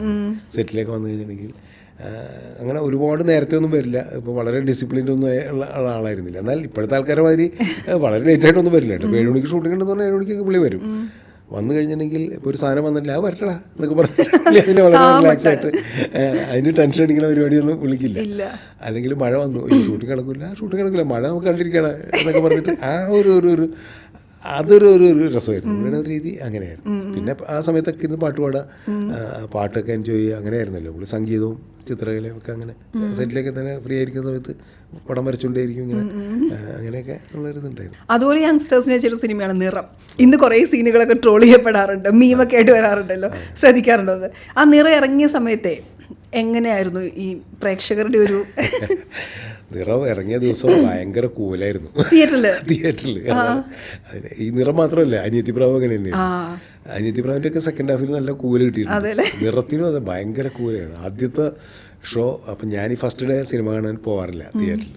എനിക്ക് എന്തോ പണ്ട് പോലെ ആദ്യം വളരെ ഒരു ബിഗിനിങ്ങിലൊക്കെ പോകുമായിരുന്നു. പിന്നെ തിയേറ്ററിൽ പോയിരുന്നു ഫസ്റ്റ് ഓഡിയൻസിൻ്റെ കൂടെ സിനിമ കാണുമ്പോൾ ടെൻഷനാണ്. അപ്പോൾ ഞാൻ പോവില്ല. അസിസ്റ്റൻസൊക്കെ പോയി കാണും, അല്ലെങ്കിൽ നമ്മുടെ ഫ്രണ്ട്സൊക്കെ പോകും. അപ്പോൾ അവർ വിളിച്ചു പറഞ്ഞ ഒരു ഒപ്പീനിയൻ അനുസരിച്ചാണ്. പിന്നെ ഒന്നുകിൽ നല്ല ഒപ്പീനിയനാണെങ്കിൽ വൈകുന്നേരം പോകും, പോകും, അല്ലെങ്കിൽ പോവില്ല. അല്ലെങ്കിൽ പിന്നെ 3-4 ദിവസം കഴിയുമ്പോൾ മെല്ലെ ഒന്ന് പോയി നോക്കും. അങ്ങനെയൊക്കെയാണ്. അപ്പോൾ നിറം കഴിഞ്ഞ് ഫസ്റ്റ് ഷോ കഴിഞ്ഞിട്ട് നമ്മുടെ ഫ്രണ്ട്സൊക്കെ വിളിച്ചിട്ട് അസിസ്റ്റൻസൊക്കെ വിളിച്ചിട്ട് സാറേ പടം പോയിട്ടോ, ഭയങ്കര പ്രശ്നമാണ്, കൂവലാണ്, അവിടെ ഇവിടെയൊക്കെ കൂലും, സെക്കൻഡ് ഹാഫും മുഴുവൻ കൂവലാണ്. ഞാൻ പറഞ്ഞു എന്താണ് പ്രശ്നമൊന്നും ആർക്കും പറയാൻ പറ്റണില്ല, അവിടെ ഒക്കെ കൂവുണ്ടെന്ന് പറഞ്ഞു.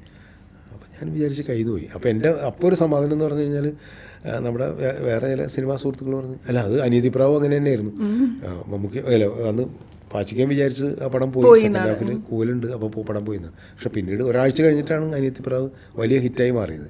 അപ്പോൾ അതുപോലെ ആവുമായിരിക്കും എന്നൊക്കെ നമ്മളെ ആശ്വസിപ്പിക്കാൻ വേണ്ടി ചില ആൾക്കാർ പറഞ്ഞു. സെക്കൻഡ് ടൈം അത്യാവശ്യം കൂലൊക്കെ ഉണ്ടായിരുന്നു. പക്ഷെ തേർഡ് ഡേ വ്യാഴാഴ്ച റിലീസ് ചെയ്യും. വ്യാഴം വെള്ളി കഴിഞ്ഞ് ശനിയാഴ്ച ഈവനിങ്ങിൽ എനിക്കിപ്പോഴും ഓർമ്മയുണ്ട്, ലിബർട്ടി ബഷീറാണ് എന്നെ വിളിച്ചിട്ട്, തലശ്ശേരി ലിബർട്ടിയിൽ ഭയങ്കര സ്ത്രീകളാണ്, ഭയങ്കര കയ്യടിയാണ് തിയേറ്ററിൽ. അപ്പം ഞാൻ ചോദിച്ചു ഭയങ്കര കൂവലാണെന്നുള്ള പറഞ്ഞു. അല്ല, ഇന്നലെ വരെ നല്ല കൂവലുണ്ടായിരുന്നു, പക്ഷെ ഇപ്പം ഇന്ന് കൂവലില്ല, ഒരു സ്ഥലത്ത് പോലും കൂവില്ല, ഏതോ ഒരു സ്ഥലത്ത് മാത്രം ചെറിയൊരു കൂവലുണ്ടായിരുന്നുള്ളൂ. പക്ഷേ പെൺകുട്ടികളൊക്കെ ഭയങ്കരമായിട്ട് എൻജോയ് ചെയ്യേണ്ട പടം എന്ന് പറഞ്ഞു. സൺഡേ ആയി കഴിഞ്ഞപ്പോഴേക്കും സ്വഭാവം മാറി പടത്തിൻ്റെ. കംപ്ലീറ്റ് ഫാമിലിയും യങ്സ്റ്റേഴ്സ് തന്നെ. അപ്പോൾ ആമ്പിള്ളേരും പെൺപിള്ളേരും, ഇപ്പം നമ്മൾ പറയുന്ന ഈ ന്യൂജൻ പെൺകുട്ടികളൊക്കെ ഉണ്ടല്ലോ, അന്നത്തെ ന്യൂജൻ പെൺകുട്ടികളൊക്കെ ഭയങ്കരമായിട്ട് പടം കാണാൻ എൻജോയ് ചെയ്ത് പടം തുടങ്ങി. ഭയങ്കര ഹിറ്റ് ആയിരുന്നു അല്ലേ? സാറിൻ്റെ സിനിമകൾ ഏറ്റവും ഹിറ്റ് ചെയ്തായിരുന്നു? എനിക്കോട് നിറം തന്നെയാണ്. ആണല്ലേ? നിറം തന്നെയാണ് ഏറ്റവും കൂടുതൽ. ഓക്കെ. നിറത്തിൽ തമിഴും ചെയ്തല്ലോ. അന്ന് കുറെ പ്രശ്നം, ഇപ്പം ശാലിനിയുടെ കല്യാണ സമയമൊക്കെ ആയിട്ട് അല്ലേ, പിന്നെ പ്രശ്നങ്ങളുണ്ടായിരുന്നു. അതെന്ന് വെച്ചാൽ പടം കുറേ ഷൂട്ട് ചെയ്ത് കഴിഞ്ഞപ്പോഴാണ് കല്യാണം തീരുമാനിച്ചത്. അപ്പോൾ അജിത്തും പ്രശാന്ത് എന്ന് പറഞ്ഞാൽ തമിഴിലെ ഹീറോണ്, നമ്മുടെ പടത്തിൽ പ്രശാന്തിനെ അഭിനയിക്കും. ഞാൻ കണ്ടതാണ്. അപ്പോൾ ആ പ്രശാന്തിന് ഒന്നാമത്തെ ക്യാരക്ടർ ഒരു സൂട്ടബിൾ ആയിട്ടുള്ള ഒരാളല്ല. പിന്നെ പ്രശാന്തിൻ്റെ അച്ഛൻ ത്യാഗരാജനൊക്കെയാണ് അതിൻ്റെ സെറ്റപ്പിലാണ് പ്രൊഡക്ഷനൊക്കെ ആയിരുന്നു. അപ്പോൾ അതുകൊണ്ട് പിന്നെ അങ്ങനെ നടന്നു. അപ്പോൾ ഇവർ തമ്മിലൊരു പ്രശ്നമുണ്ട്, പ്രശാന്തും അജിത്തും തമ്മിൽ എന്തൊക്കെ ഈഗോ ക്ലാഷും പ്രശ്നങ്ങളൊക്കെ ഉണ്ട്. അപ്പോൾ ശാലിനി ഇടയ്ക്ക് ഇങ്ങനെ പറയുമായിരുന്നു, ശാലിനിയുടെ ഫാദറും പറയുമായിരുന്നു, കല്യാണം കഴിഞ്ഞ് കഴിഞ്ഞാൽ പിന്നെ അജിത്ത് അഭിനയിക്കാൻ വിടില്ല കേട്ടോ, അപ്പോൾ അതുകൊണ്ട് പടം തീർക്കണതിന് മുമ്പ് എന്ന് പറയുമായിരുന്നു. എന്നിട്ട് ഒരു ദിവസം അജിത്ത് തന്നെ സെറ്റിൽ വന്നു, ശാലിനി മാത്രമൊക്കെ ഉള്ള സീനിൽ ഒരു ദിവസം വന്നിട്ട് എൻ്റെ അടുത്ത് നേരിട്ട് പേഴ്സണലായിട്ട് പറഞ്ഞു, അങ്ങനെ പറയും, പ്രശാന്തായിട്ട് എനിക്ക് വലിയ പ്രശ്നമുണ്ട്, അത് വ്യക്തിപരമാണ്, പറയാൻ പറ്റില്ല, പക്ഷേ ഒരു കാരണവശാലും എന്തെങ്കിലും സംഭവം ബാക്കി വന്നു കഴിഞ്ഞിട്ടുണ്ടെങ്കിൽ ഞാൻ കല്യാണത്തിന് കഴിഞ്ഞ് കഴിഞ്ഞാൽ ഞാൻ ശാലിനെ വിടില്ല, ഒന്നും തോന്നരുത്. അപ്പം ഞാൻ അതിന് വേണ്ടിയിട്ട് മാക്സിമം ശ്രമിക്കണം. അപ്പം ഇത് പ്രശാന്തിന് അറിയാമായിരുന്നു. എങ്ങനെയോ അറിഞ്ഞു, പ്രശാന്ത് അതുകൊണ്ട് തന്നെ ഡേറ്റ് തരില്ല. ഡേറ്റ് തരാണ്ട് കുഴപ്പി സോങ് ഒക്കെ എടുക്കാനുണ്ട്, ഡേറ്റ് തന്നില്ല. ഒരു 4 സീൻ എടുക്കാനുണ്ടായിരുന്നു. അയാൾ കല്യാണം കഴിഞ്ഞവരെ ഡേറ്റ് തന്നേയില്ല, വല്ലാണ്ട് ബുദ്ധിമുട്ടിച്ച് പ്രൊഡ്യൂസറെ. കല്യാണം കഴിഞ്ഞിട്ട് പിന്നെ ചോദിച്ചു കഴിഞ്ഞാൽ തരില്ലല്ലോ. അജിത്തിൻ്റെ അടുത്ത് നമുക്ക് ചോദിക്കാനും പറ്റണ്ടേ. എന്നിട്ട് ശാലിയുടെ ഇൻഡിവിജ്വൽ സീൻ എടുക്കാൻ വേണ്ടി ശാലിനി വന്നു. ഒരു സീൻ ഉണ്ടായിരുന്നു, അതെടുത്ത് നമ്മൾ പോയി. പക്ഷേ പ്രശാന്തായിട്ടുള്ള കോമ്പിനേഷൻ വന്നില്ല. പിന്നെ ഞാൻ ഡ്യൂപ്പിനൊക്കെ വെച്ചിട്ട് അഭിനയിപ്പിക്കും ചെയ്തതല്ലേ. ശാലിനിക്കായിട്ട് ഇപ്പോഴും അങ്ങനെ കോണ്ടാക്ട് ഉണ്ടല്ലേ? പിന്നെ പുള്ളിക്കാരിക്ക് അഭിനയം ഇഷ്ടമല്ലാണ്ട് നിർത്തിയതാണോ അതോ? അല്ല, അങ്ങനെയാണ് പൊതുവെ പറഞ്ഞത്, അഭിനയിക്കുന്നില്ല. കാരണം അജിത്തിൻ്റെ കല്യാണം കഴിച്ച് പിന്നെ അവരുടെ ഒരു ഫാമിലി ലൈഫും കാര്യങ്ങളൊക്കെ ആയിട്ട് ഭയങ്കര ബിസി ആയിപ്പോയി. അങ്ങനെയാണ് എനിക്ക് തോന്നുന്നത്. ഇപ്പോൾ ഇന്നാളും ശാലിനിയുടെ ഫാദർ വിളിച്ചിട്ടുണ്ടായിരുന്നു. അപ്പോൾ ഞാനിങ്ങനെ വെറുതെ ചോദിച്ചു. അപ്പോൾ അങ്ങനെ ചോദിച്ചല്ല, എന്താണ് ശാലിനി, അയാൾ ഹാപ്പിയാണ്, ഞാൻ വിളിക്കാൻ പറയാമെന്നൊക്കെ പറഞ്ഞിട്ട്. അപ്പോൾ വിളിച്ചില്ല. പിന്നെ അതിനൊക്കെ മുമ്പ് കിടക്ക് വിളിക്കുമായിരുന്നു. അപ്പോൾ എന്താ പറയുക, ശാലിനിക്ക് തിരിച്ച് അഭിനയിക്കാൻ വരാൻ ആഗ്രഹമുണ്ടെന്ന് എനിക്ക് തോന്നുന്നില്ല. അവരുടെയൊക്കെ പേഴ്സണൽ കാര്യങ്ങൾ. ഈ സാറിൻ്റെ കാര്യം പറയുമ്പോഴേ പാട്ടെടുക്കുന്നില്ല ഒരു രക്ഷയില്ലെന്ന് എല്ലാവരും പറയാറുണ്ട്. അതിന് ഒരുപാട് ഉദാഹരണങ്ങളുണ്ട്. എന്തിനു വേറെ സൂര്യോദയൊക്കെ ഭയങ്കര ഭംഗിയാണല്ലോ. കമൽ പുല്ലെന്ന് പറയുന്നൊരു പുല്ല് തന്നെ ഉണ്ടല്ലേ, അത് ഈ കുറേ സിനിമ പാട്ടുകളിൽ ആ പുല്ല് വന്നിട്ട് അങ്ങനെ വന്ന പേരാണോ? അല്ല, എനിക്കറിയില്ലായിരുന്നു. എന്താ വെച്ച് കഴിഞ്ഞാൽ നമ്മൾ അന്ന് ഈ കൂടുതൽ പാട്ട് എടുക്കുന്നത് ഷൊർണൂർ, ഒറ്റപ്പാലം ആ ഭാഗത്തേക്കാണ്. അന്ന് കുറേ സിനിമകൾ അവിടെ ഷൂട്ടിംഗ് ഒക്കെ നടക്കണ്ടല്ലോ. അപ്പോൾ ഈ നമ്മൾ ഏർലി മോർണിംഗിലൊക്കെ പോകുമ്പോൾ, ഞാൻ രാവിലെ നേരത്തെ സോങ് എടുക്കാൻ വേണ്ടി ഏർലി മോർണിംഗ് ഞങ്ങൾ ക്യാമറാമാൻ സുഖമൊക്കെ ആയിട്ട് നമ്മളിങ്ങനെ പോകാറുണ്ട്. അപ്പോൾ ഈ പുല്ലെന്ന് പറഞ്ഞു കഴിഞ്ഞിട്ടുണ്ടെങ്കിൽ നമ്മുടെ ഭാരതപ്പുഴയുടെ തീരത്ത് അവിടെ ഇങ്ങനെ പുഴയുടെ സൈഡിൽ നിൽക്കുന്ന ആറ്റുവഞ്ചി എന്ന് പറയുന്ന അതാണ് സാധനം സാധിച്ചാൽ. അത് ഈ ബാക്ക് ലൈറ്റിൽ നല്ല സൺലൈറ്റ് അടിക്കുമ്പോഴും നല്ല എന്താ പറയുക സിൽവർ കളറിൽ ഇങ്ങനെ തിളങ്ങും. ഭയങ്കര ബ്യൂട്ടിഫുള്ളാണ് കാണാനായിട്ട്. അപ്പോൾ അത് ഞങ്ങളിങ്ങനെ പല പടത്തിലും മഴയത്തുമ്പയിൽ മറ്റേ ഇയാളായിരുന്നു ക്യാമറമാൻ, എസ് കുമാറായിരുന്നു. അപ്പോൾ എന്തിനു വേറെ സൂര്യത്തിലെ കുറേ ഷോട്ടുണ്ട്. പിന്നെ ഈ പുഴയും കടന്നില്ല, അങ്ങനെ കുറേ കൈക്കൊടുന്നില്ല, അങ്ങനെ കുറേ പടത്തിലുണ്ട്. അപ്പോൾ അത് നമുക്ക് പെട്ടെന്ന് ഡിഫറെൻ്റ് ആയിട്ടുള്ള ഫ്രെയിംസും കിട്ടാറുണ്ട് അതൊക്കെ വെച്ചിട്ട്. അങ്ങനെയാണ് കുറേ അടുപ്പിച്ച് 2-3 പടത്തിൽ വന്നു കഴിഞ്ഞപ്പോൾ ജയറാമാണെന്ന് എനിക്ക് തോന്നുന്നത്. അത് ഏതോ സെറ്റിൽ എന്നിട്ട് പറഞ്ഞു അത് കമൽപുല്ലാണ് എന്ന് പറഞ്ഞിട്ട് എൻ്റെ പേരിൽ ചാർത്തി കൊടുത്തത് ജയറാമാണ്. അത് പിന്നെ പലരും സെറ്റിലേക്ക് വെച്ചിട്ട് ഇങ്ങനെ പറഞ്ഞു. ഇപ്പം ആ പുല്ല് കാണുമ്പോൾ കമൽപുല്ലെന്നാണ്, പുല്ല് അറിയപ്പെടുന്ന കമൽപുല്ലെന്നാണ്. ഈ സാറിനോട് ചോദിക്കുമ്പോൾ പറയാതിരിക്കാൻ പറ്റില്ല, ജോൺ പോൾ സാറിൻ്റെ കൂടെ അല്ലേ തുടക്കത്തിലൊക്കെ ഒരുപാട് സിനിമകൾ വർക്ക് ചെയ്തു. ഭയങ്കര രസമുള്ള എഴുത്താണ് ജോൺ പോൾ സാർ. സാറ് സംസാരിക്കുന്നത് തന്നെ ആ ഒരു ഭാഷയിലാണ്, കേട്ടിരിക്കാൻ തോന്നായിരുന്നു. സാറായിട്ടുള്ള ഒരു ഈ എഴുത്തുഘട്ടത്തിൽ അങ്ങോട്ടുള്ള ഇടപെടലൊക്കെ ഉണ്ടാവുമോ? ഡിസ്കഷനിലൂടെയൊക്കെയാണോ, എങ്ങനെയായിരുന്നു? തീർച്ചയായിട്ടും ഒരുപാട് ഉണ്ടായിട്ടുണ്ട്. കാരണം ഞാൻ ചെയ്ത സിനിമകളെക്കാളും കൂടുതൽ ഞാൻ അസിസ്റ്റൻറ്റ് ഡയറക്ടറായിട്ട് വർക്ക് ചെയ്യുന്ന സമയത്തുള്ള ഒരു ബന്ധമാണ് എഴുത്തുമായിട്ട് ബന്ധപ്പെട്ടൊരു കൂടുതലുള്ളത്. അതിന് കാരണം എന്ന് വെച്ച് കഴിഞ്ഞാൽ ഞാൻ ശരിക്കും പറഞ്ഞെങ്കിൽ ജോൺ പോളിൻ്റെ കൂടെ തിരക്കഥയുടെ അസിസ്റ്റൻ്റായിട്ടും കുറേ സിനിമകളുടെ കൂടെ ഉണ്ടായിട്ടുണ്ട്. ഞാൻ വർക്ക് ചെയ്യാത്ത സിനിമകളിൽ പോലും ജോൺ പോൾ തിരക്കഥ എഴുതുമ്പോൾ എന്നെ വിളിക്കാറുണ്ട്, ഡിസ്കഷനിൽ വിളിക്കും, ഇരുന്ന് എഴുതും. പലപ്പോഴും പകർത്തി എഴുതാനായിട്ട് ഞാൻ ജോൺ പോളിൻ്റെ കൂടെ പല സിനിമകളും പകർത്തി എഴുതിയിട്ടുണ്ട്. വളരെ പ്രധാനപ്പെട്ട സിനിമകളുടെ ഒരു പകർത്തി എഴുത്തുകാരനായിട്ടൊക്കെ എൻ്റെ തുടക്കകാലത്ത് ഞാൻ ഉണ്ടായിട്ടുണ്ട്. ഇപ്പോൾ യാത്ര എന്ന് പറയുന്ന ബാലുമഹേന്ദ്രയുടെ സിനിമ മദ്രാസിൽ വുഡ്ലാൻഡ്സ് ഹോട്ടലിൽ ഇരുന്നിട്ടാണ് ജോൺ പോൾ എഴുതുന്നത്. അപ്പോൾ രാവിലെ ബാലുമഹേന്ദ്ര വരും, ജോൺ പോളായിട്ട് ഡിസ്കഷൻ. അപ്പോൾ ഞാൻ കൂടെ ഉണ്ടാകും പലപ്പോഴും. അത് കഴിഞ്ഞിട്ട് ഒരു 12 മണിയൊക്കെ ആകുമ്പോൾ ബാലുമഹേന്ദ്ര പോയി കഴിഞ്ഞിട്ടുണ്ടെങ്കിൽ പിന്നെ എഴുത്ത് കൂടെ ഞാൻ ഇരിക്കാറുണ്ട് പലപ്പോഴും. പല കാര്യങ്ങളും ആദ്യം ഞാൻ എന്നിട്ട് ഡിസ്കസ് ചെയ്തിട്ടാണ് അദ്ദേഹം എഴുതുക. അപ്പോൾ ഡിസ്കസ് ചെയ്യുക. ആ കാലത്ത് കുറേ സിനിമകൾ അദ്ദേഹം എഴുതിയിട്ടില്ല, ഏറ്റവും കൂടുതൽ സിനിമകൾ ചെയ്ത കാലമാണ്. മർമരം എന്ന് പറയുന്ന ഭരതേട്ടൻ്റെ സിനിമ, പിന്നെ ഈ തണലിൽ ഇത്തിരി നേരം, പി ജി ഫിഷപ്പൻ, അങ്ങനെ കുറേ സിനിമകളുണ്ട്. പിന്നെ ഞാൻ വർക്ക് ചെയ്ത സേതുമാധവൻ സാറിൻ്റെ സിനിമകളുണ്ട്. ഇപ്പോൾ അവിടത്തെ പോലെ ഇവിടെയും, അറിയാത്ത വീതികൾ, ആരോരും അറിയാതെ എൻ്റെ കഥയാണ്. അപ്പോൾ എൻ്റെ കഥ ഞാൻ ജോൺ പോൾ തിരക്കഥ എഴുതിയിട്ട് സേതുമാധവൻ സാറ് ചെയ്തതാണ്. അപ്പോൾ അങ്ങനെ ഒരു വലിയ അസോസിയേഷൻ ഞങ്ങൾ തമ്മിലുണ്ടായിട്ട്, അതുകൊണ്ട് വ്യക്തിപരമായിട്ട് എനിക്ക് ഏറ്റവും അടുപ്പമുള്ള ഒരു ആളാണ് സിനിമയിൽ ജോൺ പോൾ ആയിരുന്നു. ഞങ്ങൾ അങ്കിൾ എന്നാണ് വിളിക്കുന്നത്. ഞാൻ മാത്രമല്ല, ഒരുപാട് പേര് അങ്കിൾ എന്നാണ് വിളിക്കുന്നത്. പ്രത്യേകിച്ച് ഞങ്ങളുടെ തലമുറ, അതായത് ജോർജ് കിത്തു ഇല്ലേ, ജയരാജ്, ഡയറക്ടർ ജയരാജ്, ഞങ്ങളിങ്ങനെ കുറേ പേര് അങ്കിൾ എന്നാണ് ജോൺ പോളിനെ വിളിക്കുക. അപ്പോൾ ആ അസോസിയേഷൻ്റെ ഭാഗമായിട്ട് അപ്പോൾ അന്ന് ഇങ്ങനെ തമാശക്ക് പറയുകയും ചെയ്യും, ജോൺ പോളിനെ അങ്കിൾ എന്ന് വിളിക്കും, നെടുമുടി വേണുവിനെ അമ്മാവനെന്ന് വിളിക്കും. നെടുമുടി വേണുവിൻ്റെ സുഹൃത്തുക്കളൊക്കെ അമ്മാവനെന്ന് വിളിക്കാം. അമ്മാവ എന്നിട്ട് കാരണം പുള്ളി പണ്ട് തന്നെ ചെറുപ്പത്തിൽ മുതൽ തന്നെ കരിയർ തുടങ്ങിയ സമയത്ത് തന്നെ വയസ്സൻ റോളുകൾ ചെയ്യാൻ തുടങ്ങിയല്ലോ. അമ്മാവൻ കഥാപാത്രങ്ങൾ അങ്ങനെയാണ് ഈ അമ്മാവൻ എന്നുള്ള പേര്. പിന്നെ ഫ്രണ്ട്സൊക്കെ അങ്ങനെ വിളിച്ചിട്ടാണ്. ജോൺ പോളിനെ തിരിച്ച് അങ്കിൾ എന്നാണ്. അന്ന് നമ്മൾ പിന്നീട് കാണുന്ന വലിയ ഫിസിക്കൊന്നും അന്ന് ആദ്യകാലത്ത് ഉണ്ടായിരുന്നില്ല അദ്ദേഹത്തിന്. മെലിഞ്ഞിട്ടൊക്കെ ആയിരുന്നു. നിങ്ങളൊന്നും അങ്ങനെ കണ്ടിട്ടുണ്ടാവില്ല. അപ്പോൾ അതുകൊണ്ട് തന്നെ അന്ന് വളരെ എന്താ പറയുക, എല്ലായിടത്തും ഓടിയെത്തുന്ന ഒരു മനുഷ്യനാണ്. എന്ത് കാര്യങ്ങളും, സിനിമ മാത്രമല്ലല്ലോ, സിനിമയായിട്ട് ബന്ധപ്പെട്ടുള്ള സംഘടനകൾ, ഇപ്പോൾ നമ്മളെ മാക്ട പോലുള്ള സംഘടനയൊക്കെ ഉണ്ടാക്കാനായിട്ടുള്ള എല്ലാവരും കൂടെ യോജിപ്പിച്ച് നിർത്താമെന്ന് പറയുന്ന ഒരു വലിയ സൗഹൃദം ബിൽഡ് ചെയ്യണതിന്, അതുപോലെ തന്നെ പുതിയ തലമുറയെ ആക്സെപ്റ്റ് ചെയ്ത് അവർക്ക് വേണ്ടിയിട്ടുള്ള, അതാണല്ലോ പിന്നീട് പുള്ളി ക്ലാസ് എടുക്കലും കാര്യങ്ങളും. പുള്ളിക്ക് ഒരുപാട് ശിഷ്യരുണ്ടായിരുന്നു, അറിയാലോ. മരിക്കുന്ന കാലഘട്ടത്തിലേക്ക് എത്ര കുട്ടികളാണ് ജോൺ പോളിനെ അങ്ങനെ അത്രയും ഇതായിട്ട്. അപ്പോൾ അത് ആദ്യകാലം മുതലേ ഉണ്ട്. ഇപ്പോൾ ഞങ്ങളെയൊക്കെ അങ്ങനെ തന്നെയാണ് കൊണ്ട് നടന്നിരുന്നത്. അപ്പോൾ ഞങ്ങളൊക്കെ ശിഷ്യന്മാരായിരുന്നു. ഞാനൊക്കെ എവിടെ പോകുമ്പോൾ അവിടെ കമലേ വാ വണ്ടി കയറി അങ്ങനെ പോകും, എങ്ങനെയോ എത്രയോ യാത്ര ചെയ്തിട്ടുണ്ട്. അപ്പോൾ അങ്ങനെയൊക്കെ ഉള്ള ഒരു വലിയ ഒരു സൗഹൃദം ഉണ്ടായിരുന്നു. അതുകൊണ്ട് തന്നെ ആദ്യത്തെ സിനിമ ജോൺ പോളാണ്. എനിക്ക് അതിനൊരു അവസരം ഉണ്ടാക്കി തന്നു. അതിൽ പ്രൊഡ്യൂസറായിട്ടുള്ള സംസാരിച്ച്, പിന്നെ ഉണ്ണികളെ ഒരു കഥ പറയാം. പിന്നീട് അധികം സിനിമകൾ ഞങ്ങൾ ചെയ്തിട്ടില്ല. അതിന് കാര്യം എന്ന് വെച്ചാൽ ജോൺ പോൾ അപ്പോഴേക്കും ആ മെയിൻ സ്ട്രീമിൽ നിന്ന് കുറച്ചങ്ങോട്ട് മാറിയിരുന്നു. പുതിയ തലമുറ നമ്മളുടെ കൂടെ രഞ്ജിത്ത്, ഒരു റസാക്ക്, ശ്രീനിവാസനൊക്കെ വന്ന് നമ്മൾ കൂടുതലും അവരുടെ കൂടെ സിനിമകൾ ചെയ്യുന്ന ഒരു കാലമായി മാറി. ജോൺ പോൾ സാറിൻ്റെ ഏതോ ഒരു അവാർഡ് നിർണയ ജൂറിയിലുണ്ടായിരുന്നല്ലോ. അപ്പോൾ അതിലെ ഡിസ്ക്രിപ്ഷൻ ചെയ്തില്ലേ എന്തുകൊണ്ട് ഇതിന് അവാർഡ്, അത് ഭയങ്കര സാഹിത്യമായിട്ട് ഭയങ്കര ചർച്ചയായിരുന്നു. സാർ സംസാരിക്കുമ്പോൾ നമുക്ക് അത് ഫീൽ ചെയ്യാറുണ്ട്. അതുപോലെ പ്രധാനപ്പെട്ട ആളാണ് മധു സാർ അല്ലേ. മധു സാറിൻ്റെ നവതി സമയമാണ്. അപ്പോൾ മധു സാറിൻ്റെ കൂടെയുള്ള ഒരു വർക്കിംഗ് എക്സ്പീരിയൻസും, ഡയറക്ടറായിരുന്നു, പ്രൊഡ്യൂസറായിരുന്നു, ഒക്കെ ആയിരുന്നല്ലോ, നല്ല നടനായിരുന്നു. അതെ അതെ, കുറേ പടങ്ങൾ വർക്ക് ചെയ്തിട്ടുണ്ട്. ഇതുപോലെ തന്നെയാണ് മധു സാറായിട്ടുള്ള ഒരു ബന്ധം എന്ന് പറഞ്ഞു കഴിഞ്ഞാൽ മറക്കാൻ പറ്റാത്തതാണ്. ഞാൻ ഡയറക്റ്റ് ചെയ്ത പടത്തിൽ ചമ്പക്കുളം വെച്ചാലാണ് അത് അഭിനയിച്ചിട്ടുള്ളത്. പക്ഷേ അതിനു മുമ്പ് നേരത്തെ പറഞ്ഞ പോലെ അസോസിയേറ്റ് ആയിട്ട് വർക്ക് ചെയ്യുമ്പോൾ കുറേ സിനിമകളിൽ ഒരു 7-8 പടത്തിൽ മധു സാറിൻ്റെ കൂടെ ഞാൻ വർക്ക് ചെയ്തിട്ടുണ്ട്. മധു സാർ മെയിൻ റോൾ ചെയ്യുന്നു. അതിൽ മറക്കാൻ പറ്റാത്തതിൻ്റെ ബന്ധം എന്ന് പറഞ്ഞു കഴിഞ്ഞാൽ മധു സാർ ഉമാ സ്റ്റുഡിയോ ഉണ്ടായിരുന്നു, കേട്ടിട്ടുണ്ടാവുമല്ലോ. അദ്ദേഹത്തിന് പ്രൊഡക്ഷൻ ഉണ്ടായിരുന്നു. അന്ന് അദ്ദേഹം ഡയറക്ടറായിരുന്നു, പ്രൊഡ്യൂസറായിരുന്നു, ആക്ടറായിരുന്നു, സ്റ്റുഡിയോ ഓണറായിരുന്നു. അപ്പോൾ സാറും ഞാൻ അർച്ചന ടീച്ചർ എന്ന് പറയുന്ന പടത്തിലാണ് അന്ന് ഈ ഉമാ സ്റ്റുഡിയോൻ്റെ പടം ഞാൻ ആദ്യം വർക്ക് ചെയ്യുന്നത്. അത് PN മേനോനാണ് ഡയറക്റ്റ് ചെയ്യുന്നത്. അറ്റ് എ ടൈം 3 സിനിമകൾ സാർ പ്രൊഡ്യൂസ് ചെയ്തിട്ട് ആ സ്റ്റുഡിയോൻ്റെ അകത്ത് ഷൂട്ട് ചെയ്തുകൊണ്ടിരിക്കുക. ഒന്ന് എന്താണ്, അസ്തമയല്ലല്ലോ, ചന്ദ്രകുമാറിൻ്റെ ഒരു സിനിമ പ്രഭാത സന്ധ്യ, സത്യനന്ദിക്കാടാണ് അതിൻ്റെ അസോസിയേറ്റ്.